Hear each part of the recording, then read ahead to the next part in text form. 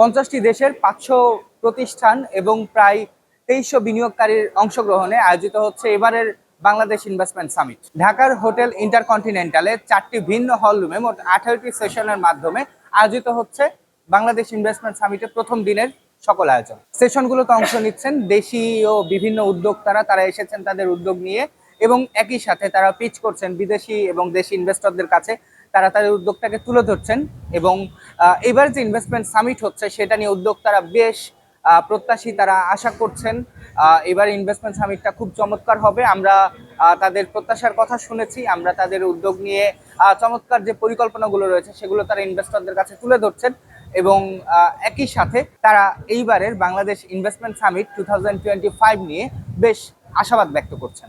দেশের বিনিয়োগ পরিবেশ এবং বিদেশি বিনিয়োগকারীদের জন্য সম্ভাব্য সুযোগ তুলে ধরার উদ্দেশ্যে আজ 7 এপ্রিল রাজধানীর হোটেল ইন্টারকন্টিনেন্টালে 4 দিনব্যাপী বাংলাদেশ ইনভেস্টমেন্ট সামিট 2025 শুরু হয়েছে।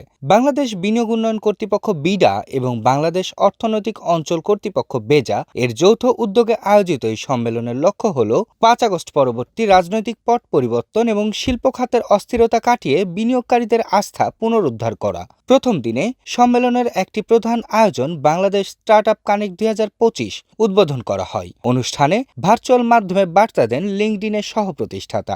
Founding board and team member of PayPal, first investor in Airbnb, OpenAI, Meta, Zynga, and others, and a recent co-founder of Inflection AI, one of the large-scale chatbots, and Manas AI, trying to cure cancer with AI-accelerated drug discovery. I'm an active investor at Greylock Partners, and I have invested in Bangladeshi entrepreneurs. And so I'm delighted, even only being there virtually, to be there with you at the Bangladesh Investment Summit of 2025. And one of the things I've learned as an entrepreneur and as a VC is you want to seize the moment on platform changes. You want to see challenges and convert them into opportunities. And part of what is there in front of you with this amazing workforce in Bangladesh who is, very entrepreneurial, driven, grit, intelligent, is to seize this chance to become essentially an AI nation, an AI workforce, to have AI help elevate the talent in learning new skills and capabilities for new kinds of companies and projects, but also to make that into a kind of a leading force in making companies that have regional and global impact. And we'll be deploying such things as Iconic University and other kinds of bursts of its sort, creating that amplification of human talent, that where AI is amplification intelligence, and seizing this moment and this kind of platform change to make an opportunity and to make your own opportunity. So I cannot wait to see what comes out of this investment summit.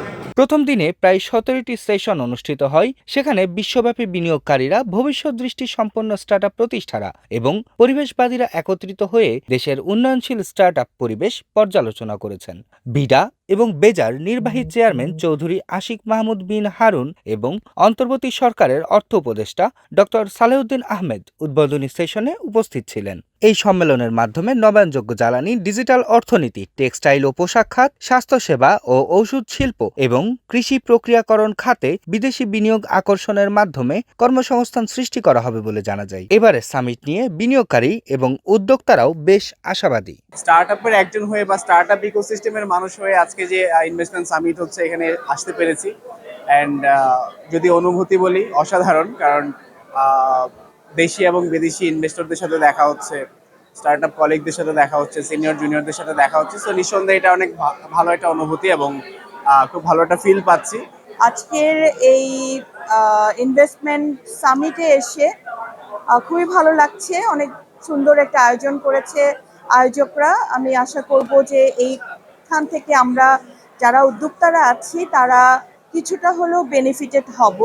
আমি প্রত্যাশা করছি যে আরো অনেক মানুষ, আরো অনেক global investors এগিয়ে আসবে এই ইনভেস্টমেন্ট সামিটের পর, যখন তারা দেখতে পাবে আসলে মানে এখান থেকে ট্রাস্ট বিল্ডটা হবে, এখান থেকে ক্রেডিবিলিটি বিল্ড হবে বলে আমি মনে করছি। কারণ যারা কাজ করছেন, বিডার নতুন চেয়ারম্যান এবং যারা অ্যাডভাইজার্স আছেন, সবাই কিন্তু খুব চেষ্টা করছেন আমাদের দেশটাকে এগিয়ে নিয়ে যেতে। এবং আমার মনে হয় যে আমরাও যদি সেটাতে সাপোর্ট করি, একটু দেখি, স্লো প্রগ্রেস হলেও এনি প্রগ্রেস ইজ প্রগ্রেস বলেই আমি মনে করি, so I am very hopeful. এইবারের ইভেন্টটা খুবই গ্র্যান্ড একটা ইভেন্ট হচ্ছে, অনেক ইনভেস্টার্স, অনেক ইকোসিস্টেম থেকে অনেক মানুষজন এখানে আসছে। সো আমাদের খুব হাই এক্সপেকটেশন আছে এই প্রোগ্রাম থেকে। হোপফুলি আমাদের বাংলাদেশে আরও অনেক ফরেন ফান্ডস আসবে, অ্যান্ড এই ফান্ডের থ্রুতে আরও ইয়াং বিজনেসেস, ইয়াং মাইন্ডস আমাদের দেশে আরও বিজনেস এবং আইডিয়া নিয়ে হচ্ছে আগায় আসবে। Our expectation basically in the startup connect to connect with the investors as well as networking with mentors, because we're in an early stage and we're planning to go into operations in few weeks. Bangladesh investment summit এটা মূলত এখানে বাংলাদেশের যে renown বিজনেসগুলো এগুলোকে feature করা হচ্ছে এবং ওয়ার্ল্ডের প্রায় 2300 ইনভেস্টর এখানে আসছে। ডেফিনেটলি এটা একটা ভালো আয়োজন এবং আমরা যারা এন্টারপ্রেনার্সরা আছি তারা বেশ বড় একটা সুযোগ পাচ্ছি ইনভেস্টরদের সাথে কানেক্ট করার এবং আমাদের বিজনেসকে আসলে ফিচার করার। এই ধরনের আয়োজনগুলো রেগুলার বেসিসে হওয়া দরকার, and definitely I am really delighted to be part of this event. আগামী 9 এপ্রিল সম্মেলনের মূল অনুষ্ঠানের উদ্বোধন করবেন মাননীয় প্রধান উপদেষ্টা ডক্টর মোহাম্মদ ইউনূস। একই সাথে উপস্থিত থাকবেন বিভিন্ন দেশের রাষ্ট্রদূত, নীতি নির্ধারক এবং শীর্ষ ব্যবসায়ীরা। আজ 7 এপ্রিল শুরু হওয়া বাংলাদেশ ইনভেস্টমেন্ট সামিট চলবে আগামী 10 এপ্রিল পর্যন্ত।